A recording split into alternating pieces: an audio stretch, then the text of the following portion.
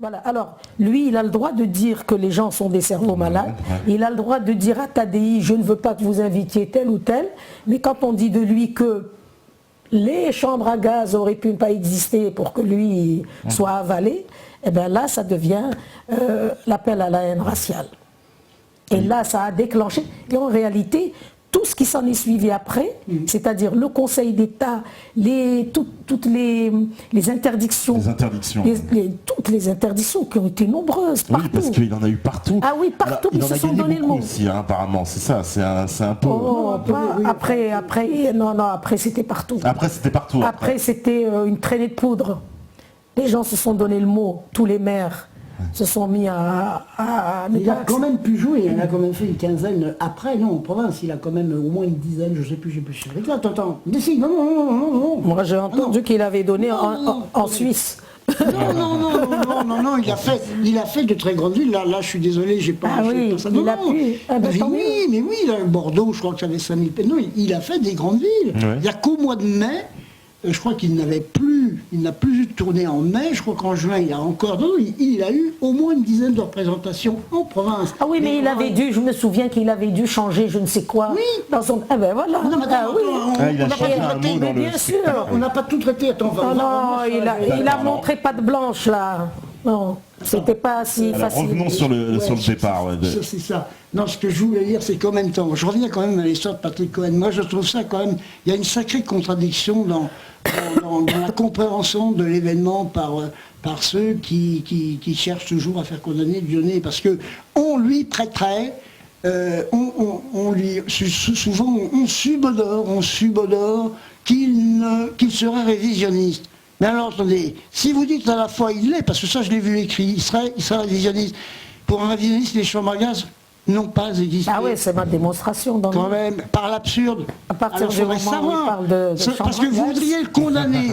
Vous voudriez à la fois le condamner parce qu'il serait supposé, on lui prêterait des intentions, des visées révisionnistes. Donc si tel est le cas, vous savez très bien qu'à ce moment-là, les chambres à gaz ne sont pas censées exister. Donc ça ne pourrait être qu'une boutade.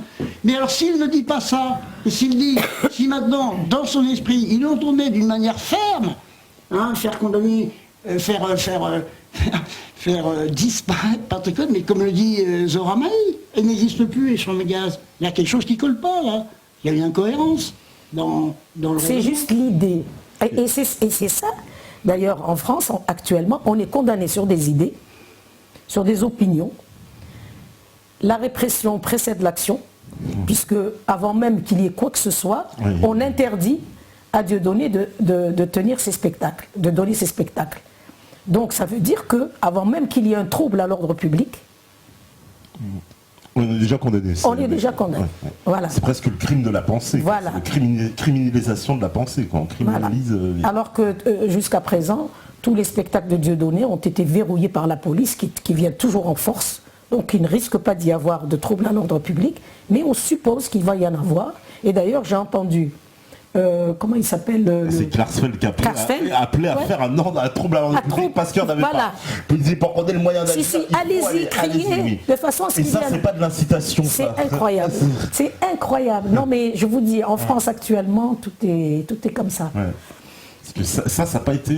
parce que c'est vrai qu'en face, eux, ils n'hésitent pas à meuter, à faire du trouble. Alors aussi, il y a eu un épisode qu'on a vu récemment... des images justement où on voyait des membres de la LDJ qui étaient venus à un procès, et puis de l'autre côté on va dire les supporters de Dieudonné qui chantaient la Marseillaise et les autres en face avec des drapeaux israéliens, et puis les flics qui prenaient les coups entre les deux, si j'ose dire, qui étaient un peu entre les deux. Vous aviez assisté à ça? Vous étiez là dans ce genre-là? Moi j'étais là, si. Mais Pierre, il est tout mais je ne pouvais pas être à la fois dans la salle d'audience à l'extérieur, mais bon, j'ai eu forcément des informations et j'ai vu les images. Bon, il devait y avoir au moins une bonne centaine de personnes dans la salle des pas perdus, parce qu'on n'avait même pas pu accéder. C'était au moment de c'était une affaire devant la cour d'appel. Donc les personnes qui venaient soutenir Dieudonné sont restées dans la salle des pas perdus, au bas de l'escalier central. Ils étaient une bonne centaine. Et il y a un petit groupe, je pense qu'ils étaient de la LDJ, qui étaient, d'après les images, qui étaient cagoulés.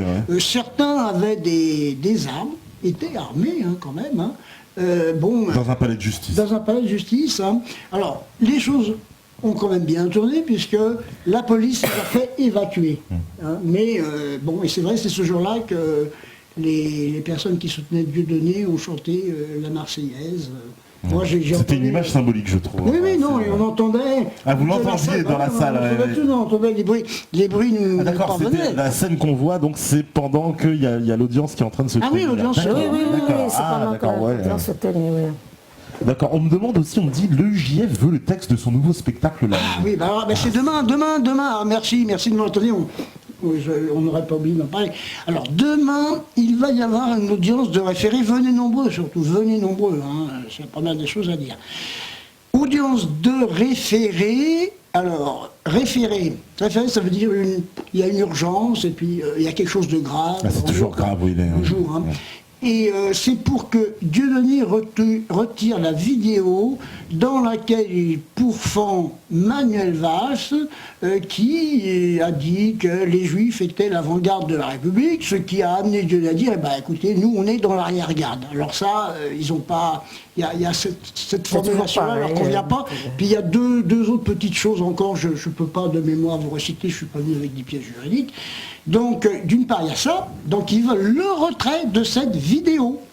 Pour cette phrase, ouais. Notamment pour cette phrase-là, oui, parce que moi j'ai réécouté ce que Dieudonné a dit, moi ça me paraît d'abord très cohérent, très logique, Et en même temps, alors là c'est stupéfiant, il demande à ce que, sous astreinte même, Dieudonné soit amené à communiquer préalablement le contenu de son nouveau spectacle, dont le titre jusqu'à nouvel ordre est incitation à la haine.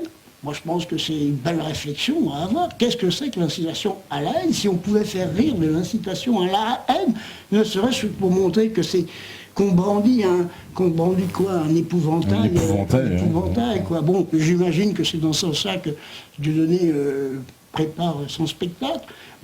Ça c'est stupéfiant parce que, attendez, mais de quel droit des associations se reconnaîtraient le droit d'exercer une sorte de censure parce qu'ils veulent vérifier qu'il n'y aurait pas de surréaliste, c'est-à-dire des associations qui l'attaquent devant la justice pour lui réclamer donc le texte de son spectacle qui n'est pas encore sorti. C'est de la censure. Mais c'est une police de la pensée, là on est dans Orwell, on est au niveau de...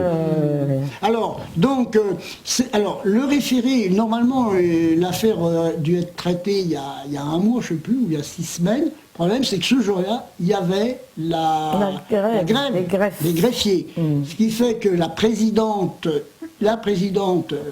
toute façon c'est un juge unique qui est là, Madame Sautron, nous a reçus très gentiment, il n'y a rien à dire, elle est toujours très courtoise, cette dame.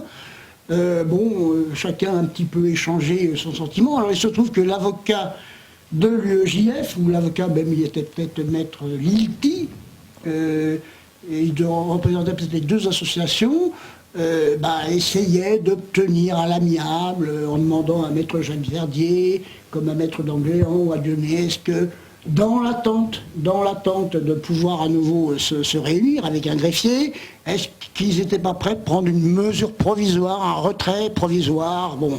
Alors, écoutez, ça ne nous a pas paru, ça leur a pas paru très judicieux, parce qu'on avait aussi un problème qui se posait, c'est que le directeur de la publication, c'est Germain Gueff, et qu'on voulait quand même recueillir son avis. On ne pouvait pas faire ça sans son autorisation. Donc il a été convenu de demander l'autorisation, voir qu'est-ce qu'en pensait Germain Gueff. Alors il a été saisi. Autant que je sache, sa réponse à la LICRA était écoutez, non, allez vous faire foutre. Et c'est écrit, il l'a envoyé Germain Gueff, il l'a envoyé au président, qui ne pourra que lire sa lettre. Et je n'en dis pas plus parce que je pense vraiment qu'une fois encore, des gens aussi culottés ne parviendront pas à faire la loi. Je veux parler de l'UEJF et je veux parler d'association J'accuse. Donc rendez-vous demain.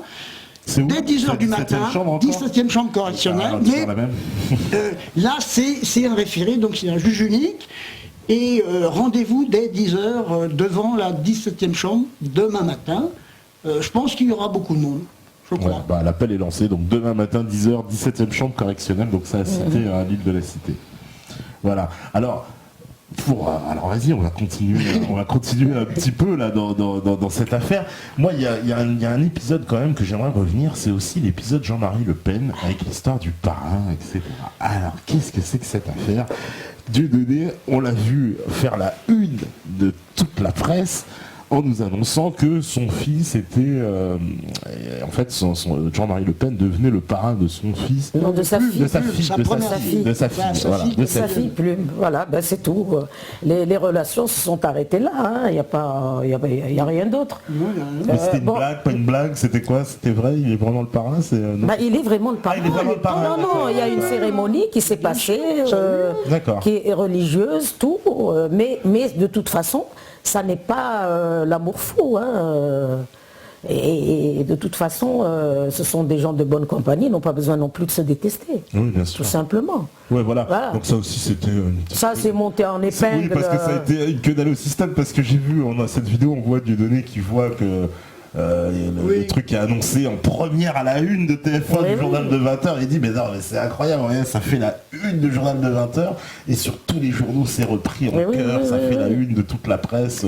Alors on dit que c'est un provocateur, mais par la force des choses, tout ce qu'il fait est considéré comme une provocation. Donc il n'est pas provocateur par nature, il le devient par la grâce des médias, tout simplement.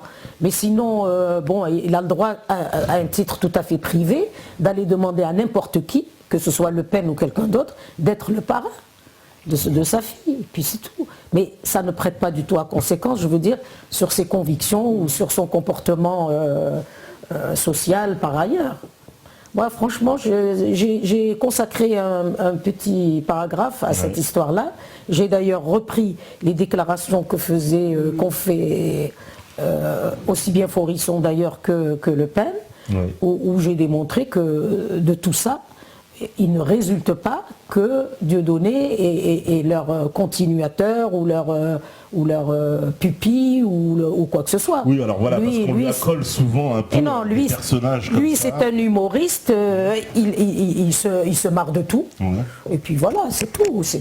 Parce que c'est vrai qu'alors justement, il y a un autre personnage, Alain Soral, évidemment. On nous explique, alors le point de vue de la presse, c'est de nous dire qu'il est en gros on adore dire ça, le penseur de Dieudonné, une espèce de cerveau. Dieudonné sera incapable de penser par lui-même. Et toute sa pensée serait donc issue du cerveau d'Alain Soral, qui est un peu, on l'appelle le magicien, le metteur en scène. Enfin, c'est un peu lui qui met, qui formate, on va dire, le cerveau de Dieudonné. Alors ça, moi j'ai vu que la seule chose qui les rapprochait, c'est que tous les deux sont anti-communautaristes. Voilà. C'est ça que j'ai trouvé chez eux, de positif d'ailleurs, même à mon sens, mais en même temps c'est ça qui les rapproche. Parce que même Soral, d'une façon, lui on s'en est pris à lui à partir du moment où il a pris la défense de Dieudonné. Et puis surtout, il faisait partie d'Euro-Palestine. C'est surtout ça. Et c'est tous ceux qui touchent Israël sont mis à l'index. Ça, il faut bien le comprendre. C'est tout.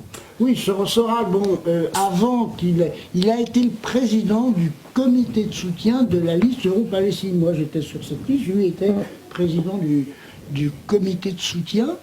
Et c'est vrai qu'auparavant, qu'est-ce qu'on savait de lui? Qu'il avait été, je crois, de 90 à 97 au Parti communiste, donc il était repéré entre guillemets, je veux dire, il était marxiste, il avait une culture marxiste, il avait participé... Mais tout ça c'est normal, Pierre.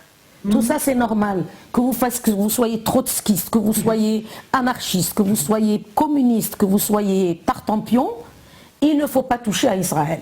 Voilà. C'est ça le leitmotiv, c'est celui-là. C'est dès que Alain Soral s'est mis à s'intéresser à la Palestine, il était l'homme à abattre lui aussi. Alors qu'avant, on lui ouvrait la porte, même pour toi, il était polémique, etc. Mais tant qu'il ne parlait pas d'Israël. Non, tant qu'il ne parlait pas d'Israël, il ne fallait pas parler de ce sujet-là. Dès qu'on se met à parler d'Israël, on sent le soufre. D'ailleurs, souvent on dit il est sulfureux. On dit, le sulfureux. Oui, le sulfureux Alain Soral. Mais le penseur, j'ai vu le penseur d'extrême droite, l'idéologue. Voilà, il devient d'extrême droite. Dieudonné, on l'appelle souvent le polémiste. Alors je sais pas si c'est le polémiste. Ah ben maintenant c'est le révisionniste. C'est un degré. Mais polémiste, j'ai jamais trop compris parce que c'est polémiste. C'est quoi un polémiste? Le polémiste d'extrême droite.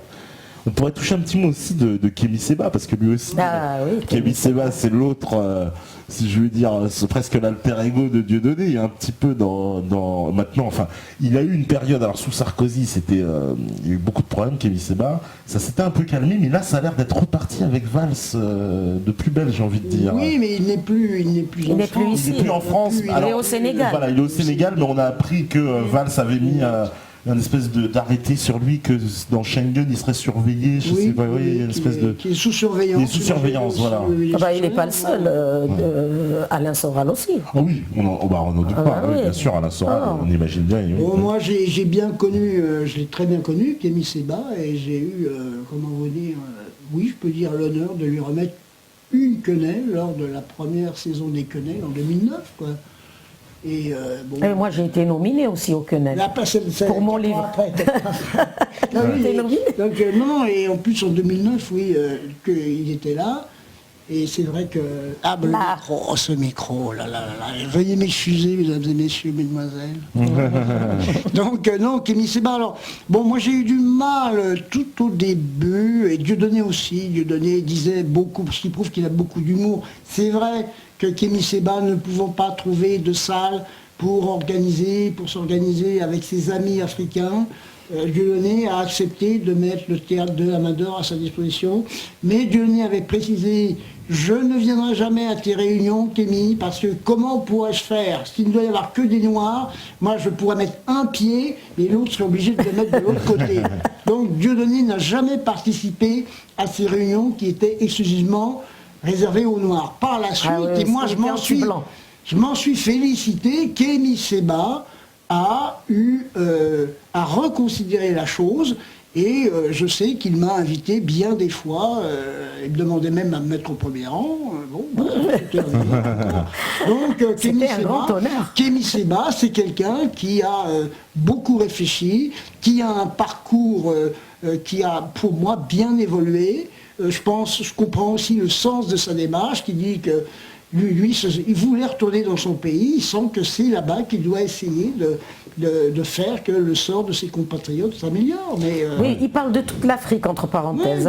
Il dit que tous les Africains devraient revenir en Afrique pour mettre en valeur leur pays au lieu d'aller vider les poubelles de l'Occident. Voilà. Oui, c'est ça sa politique. Oui, c'est la politique. Oui. On l'avait reçu ici, de toute façon, Kémy Séba, on lui passe le bonjour du Sénégal, même s'il a du mal à nous capter. Voilà, on lui fait un gros bonjour à Kémy. Et donc oui, parce que lui aussi, il a quand même été un peu... il a été malmené. Il a été très malmené. On le traite de panafricanisme d'extrême droite, de machin. On l'a traité de Malcolm X, si tant est que c'est une... Si tant est que c'est une injure. Non, on ne considère pas que ce soit une injure. Pour moi, c'est plutôt un compliment.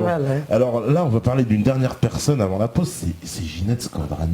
Parce que Ginette Scandrani, c'est un personnage. C'est un personnage. Alors, je vais reprendre un mot de novlangue, la nébuleuse Dieudonné, parce qu'on aime beaucoup dire ça. La nébuleuse, la galaxie, le nid de facho, j'ai vu. Parce qu'elle fait partie du nid. Au-dessus d'un nid de facho. Parce qu'elle fait partie du nid de facho. Voilà. Elle est dans tous les mauvais lieux. Voilà. Donc ça fait partie de cette nébuleuse de ces jours à chaque fois. Alors, elle est un peu moins connue, évidemment, que Kémy Séba ou Alain Soral. Alors, c'est qui Ginette Scandrani? Alors, je sais qu'elle était chez les Verts. Elle était fondatrice. Elle était fondatrice. Elle est membre fondateur. Elle est membre fondateur du Parti des Verts. Du Parti des Verts.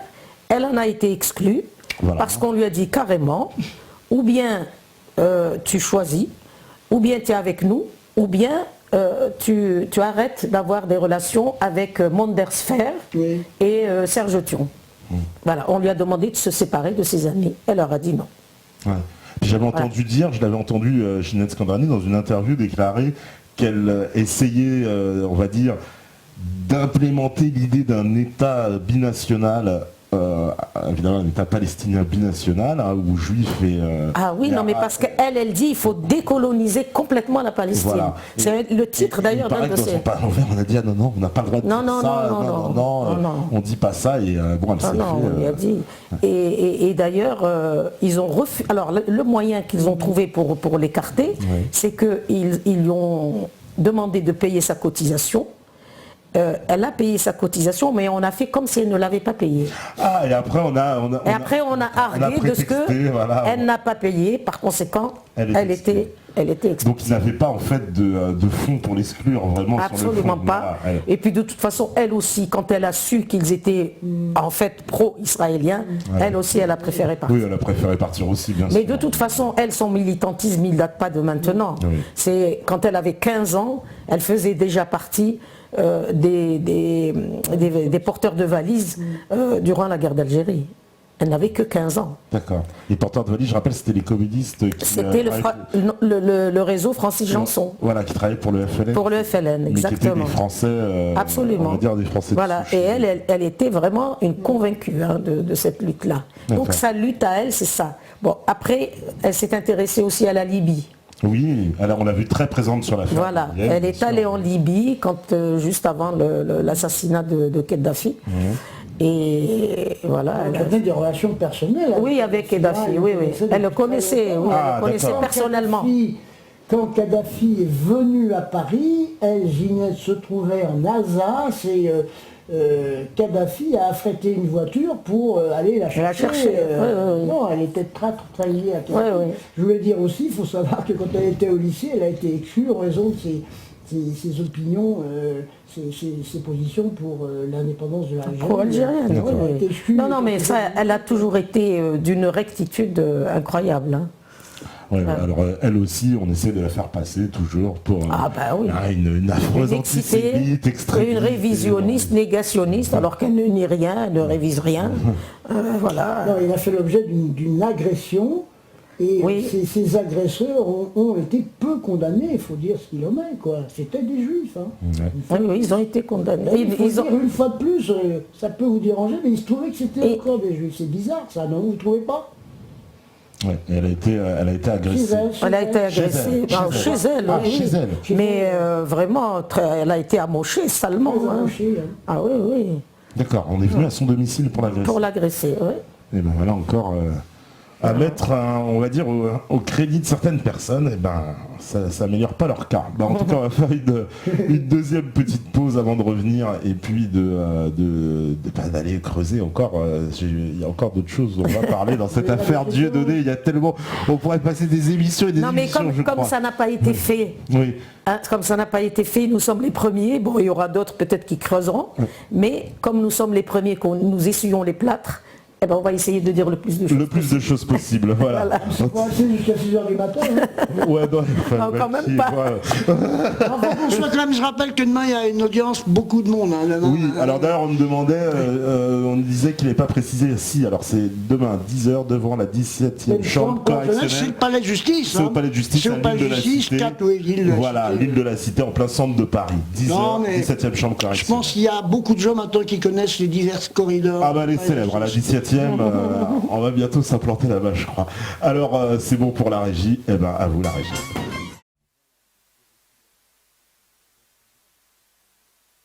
Ah bah oui. Alors justement, là, on a fait un bon éventail, hein, en plus de toutes ces affaires. Alors, parce qu'elles sont tellement nombreuses. Alors, il y en a encore une très emblématique, c'est les ogres. Alors, est-ce qu'on peut en parler de cette affaire des ogres, justement ? Ah, attends, Pierre, il y a juste... Non, il est pas allumé, je crois. Hop, voilà. Bon, écoutez, j'espère que vous êtes en forme, moi je suis encore. Hein. Alors, les ogres, oui, alors là, je peux pas résister, hein, parce que c'est l'occasion pour moi de rendre un certain hommage à un ami qui s'appelle Dominique Ducolombé, qui nous écoute, parce que en 2004, je me rappellerai toujours de ce mois d'août, nous avons élaborer ensemble le statut des ogres. Ogre voulant dire ouverture. géographique, religieuse, ethnique et sociale des frontières. Il y avait même une sous-dénomination qui figurait, c'était les ordres utopistes concrets. Les statuts sont déposés, sont toujours à la sous-préfecture de Dreux. Ah, c'est quand même une histoire assez cocasse parce que on s'est heurté pendant une bonne heure à un refus d'enregistrer nos statuts. Devinez pourquoi, les amis? Tout simplement parce qu'on avait dit, on est tous des présidents, on était 6 présidents, dont Denis, dont Dominique, dont Sophie Pantel, une amie juive qui malheureusement n'a pas voulu poursuivre jusqu'au bout l'expérience avec nous. On le regrette un peu, parce qu'on l'aimait beaucoup. Donc le jour du Lépo, on nous dit c'est pas possible parce que dans une association, il faut qu'il y ait un président, un secrétaire, un trésorier. Alors écoutez, j'ai créé suffisamment d'associations pour savoir que la loi, article 1, la loi du 1er juillet 1901, précise qu'il faut 2 personnes en théorie. Et rien ne dit qu'il faut forcément qu'elle ait le titre de présidente, qu'elle soit secrétaire, trésorier. Moi-même, j'ai été président d'une association d'un grand restaurant à la Poste. Il n'y avait plus de trésorier, et bon, j'en étais le président. On m'a dit, mais c'est pas un problème. Donc je savais pertinemment qu'on ne pouvait pas nous le refuser. Alors, moi, j'ai dû faire valoir. Je dis, écoutez, vous ne pouvez faire qu'une chose, hein, ou bien vous considérez que les statuts, je dis, c'est même pas vous, c'est le sous-préfet. Vous considérez que les statuts sont susceptibles de porter, enfin, nous risquons de porter atteinte à l'ordre public. De toute façon, le sous-préfet, l'autorité administrative, est dans une situation dite de compétencier. Elle doit, à ce moment-là, saisir le juge judiciaire. Mais sinon, elle est tenue dans les 5 jours de nous délivrer le récépissé. Ils n'étaient pas d'accord, on a attendu, on a dit on veut voir le supérieur, on veut voir votre chef, etc. Puis on a dit oui, non, vous avez raison, c'est bon. J'avais cité entre autres l'arrêt de principe du Conseil d'État de 1971 en la matière. Donc je savais pertinemment de quoi je parlais. Mmh. Et alors là, on nous dit, ah oui, mais attendez, on a encore un petit problème, c'est que notre logiciel nous oblige à ce qu'il y ait un président, un secrétaire, un trésorier. Alors c'est là que mon ami du Colombier a dit, mais écoutez, alors on ne comprend pas bien, c'est l'ordinateur qui fait la loi, ou c'est la loi qui devrait faire que l'ordinateur soit conforme. Vous voyez ce que je veux dire? C'est donc l'informatique qui veut sa loi. Alors, c'est ainsi que je me suis retrouvé, sans l'avoir cherché, président. Et en tant que président, j'ai même fait l'objet d'une citation à comparaître devant la 17e chambre correctionnelle. Cela suite à l'intervention de 2 journalistes du Monde, M. Abel-Mestre et Mme Caroline Monod, parce que il se trouve que sur ce site, une personne malencontreusement avait divulgué leur numéro de téléphone personnel, mais on me considérait comme président, et donc... comme responsable, ouais. Président, on m'avait dit, c'est vous le président. J'ai expliqué non, écoutez, moi je ne suis pas spécialement président, et en plus je ne faisais plus partie de l'association, je m'y étais retiré pendant quelques temps. Je m'y étais retiré au bout de quelques mois. Cela étant, on avait aussi créé un site qui a fonctionné jusqu'en 2009, ça s'appelle les ordres. On avait environ 15 000 à 20 000 visiteurs chaque jour. Quelquefois, il y avait des points de 100 000, 200 000. Et on a été, pendant ce temps, une caisse de résonance pour Dieudonné. Et dans les nombreuses affaires judiciaires que j'ai pu suivre, bien des fois, on était malmené parce qu'on avait vu tel ou tel propos déplaisait à nos amis sionistes. Alors, le site, alors ce qui a été très compliqué, c'est qu'en effet, on ne pouvait plus savoir qui écrivait, qui n'écrivait pas, qui étaient les personnes, tout le monde avait un pseudo. Moi, personnellement, je mettais toujours mon nom, on savait ce que je pensais. Et on a eu comme ça des interventions, effectivement, on pouvait avoir des personnes qui étaient des adversaires, qui écrivaient n'importe quoi. C'était devenu un site incontrôlable. Quoi qu'il en soit, il a disparu en 2009. Mais ce qu'il faut dire en résumé, c'est qu'il a été pendant quand même 5 ans, ce que je disais à l'instant, une caisse de résonance. On relayait tout ce que faisait Dieudonné. Il y a eu des affaires très très très très intéressantes. Voilà, en gros, je ne sais pas si c'est clair ce que je te raconte. Et donc ça a fermé ensuite à un moment donné, je ne sais plus, moi je ne pouvais même plus mettre des articles, et pourtant, du jour au lendemain, je ne pouvais plus rien mettre dessus, sur ce site. Donc c'était quand même intéressant. Alors c'est vrai qu'ensuite, parallèlement, à partir de 2006, il y a eu le site d'Ahmed Moalek il a fait des choses fort intéressantes, des choses qui allaient dans le sens de Dieudonné, avec la banlieue s'exprime. Il y avait donc à cette époque-là deux sites de référence qui relayaient Dieudonné, aussi bien par rapport à ses spectacles que par rapport à ses prises de position. D'accord. Voilà. Non, c'était un site très ouvert, je dis quand même, c'est pas mal quand même, 15-20 000 visiteurs par jour, voilà. Oh, quand même, hein, d'accord. Oui, et quelquefois 100 000, 200 000. Moi, je me rappelle parfaitement qu'il y a des affaires où, je sais plus, on a atteint quand même des fois. C'était vraiment, c'était un site. Voilà. Alors, il y a une autre aussi, alors il y a un autre aspect, ça justement, ça serait bien qu'on l'aborde aussi, c'est ces prises de position en matière internationale, et en particulier donc l'Iran, la Syrie, le Hezbollah, c'est-à-dire, on sait que Dieudonné a fait un voyage en Iran, qu'il a rencontré le président Ahmadinejad, oui. Voilà. Il en a dit beaucoup de bien. Il en a dit beaucoup de bien, il a même fait un spectacle qui s'appelle Mahmoud, Voilà. Donc qu'est-ce qu'il en est de l'État, et c'est vrai, de ses relations avec parce que ça aussi on l'a accusé d'être soutenu par l'Iran, financé par le Hezbollah, financé. Alors ça aussi pour le coup ça s'inscrit bien dans une logique aussi du conflit israélien avec Israël. Ah, oui, là, pour le coup là on est encore dedans. Il a choisi son camp. Voilà. Là on est carrément dans le conflit. Tout à fait, jusqu'au cou. Oui. Et alors là il a gravé son cas, Dieudonné. Parce que l'Iran, c'est quand même, surtout M. Ahmadinejad, oui, surtout Ahmadinejad. C'est quand même le grand ennemi d'Israël et les BHL et tous les gens qui sont autour. Donc effectivement, si Dieudonné est l'ami de cet homme-là, eh ben, l'ami de mon ami, de mon ennemi, est mon ennemi. Ouais. Voilà. Et donc le Hezbollah aussi, on l'a accusé. Parce qu'il avait mis, par provocation, je crois, il avait bien le logo du Hezbollah sur l'affiche de son spectacle de Mahmoud. Mais le Hezbollah, c'est aussi l'allié de l'Iran. Oui, tout à fait, chiites. Bien sûr, oui. Ils sont chiites. Donc eux aussi, ils sont dans le même sac. Et la Syrie, pareil. Et la Syrie aussi. Et la Syrie aussi, oui. Oui.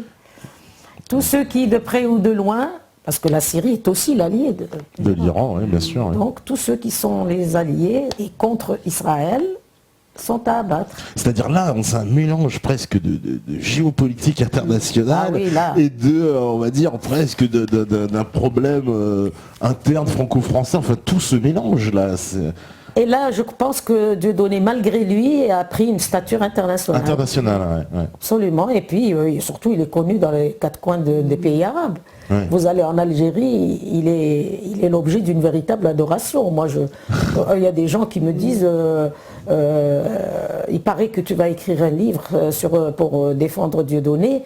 Il faut nous le montrer, hein, on l'attend. Hein, voilà. Ah oui. Oui, donc voilà, ça aussi. Donc il a la côte en fait dans les pays arabes. Ah oui. Il a une véritable affection. Une véritable affection. Ah, oui, Ils suivent donc de près ce qui se passe en France. Mais dans des villages, par exemple, moi je suis allé dans une petite ville assez moyenne, à l'ouest de l'Algérie, qui s'appelle Mascara. Et bien là-bas, il y a des gens qui m'ont dit « Défends-le, il a besoin d'être défendu ». Mais avec véhémence. Hein. Ah oui. Non, il est très très aimé en Algérie, Dieudonné. Très aimé. Oui. Je crois qu'il en a besoin. Il en a besoin, et puis il y a beaucoup, nous on sait qu'on salue nos amis maghrébins, on a beaucoup qui nous regardent du Maghreb, donc oui, Dieudonné est très apprécié dans le Maghreb, apprécié dans le monde arabe, quoi. En tout cas pour l'Algérie, ça c'est formel, surtout, parce que là les gens, je vous dis, ils me disent, le pauvre il a besoin de défense, il faut le défendre. Oui, parce que Dieudonné aussi, autant le dire, il a une cote absolue aussi auprès d'un public dit de banlieusards, dit de gens issus de l'immigration. Et il fait un lien extraordinaire. Alors c'est pour ça que ça leur fait peut-être un bug de voir ces gens-là réunis avec cette mouvance que décrète d'extrême droite, d'Alain Soral, de fascistes ultimes. Et finalement, on parle, alors maintenant ces gens-là disent, tous ces gens-là s'unissent contre les juifs parce qu'ils sont tellement antisémites qu'ils s'unissent, ils préfèrent, même s'ils se détestent entre eux, ils vont, c'est leur haine des juifs est plus forte. Alors à ce moment-là, il ne faut pas être injuste. Si on ne veut pas que les gens se fédèrent contre eux, Ils n'ont pas à être injustes. Pourquoi condamner Dieudonné pour des paroles, pour des choses qui sont anodines? À ce moment-là, on fédère tout le monde. Voilà. Qu'ils arrêtent de le considérer comme un pestiféré et les gens vaqueront à leurs occupations et plus personne ne s'occupera de lui. Voilà. Mais moi, les gens qui me disent oui, vas-y, défends-le, écris un livre pour le défendre, ce sont des gens qui sont quand même assez abasourdis par la manière de fonctionner de la justice française aussi. Hein. Parce qu'ils suivent de très près, attention. Oui, ils suivent de près, ouais. Ils suivent de très très près. Et tout ce qui se passe en France, ils le savent peut-être mieux que nous. Oui. Même ceux qui sont dans les banlieues en train d'essayer de gagner leur croûte. Parce qu'ils doivent être effarés quand même de voir la justice française. Oui, parce que c'est quand même un modèle. Oui.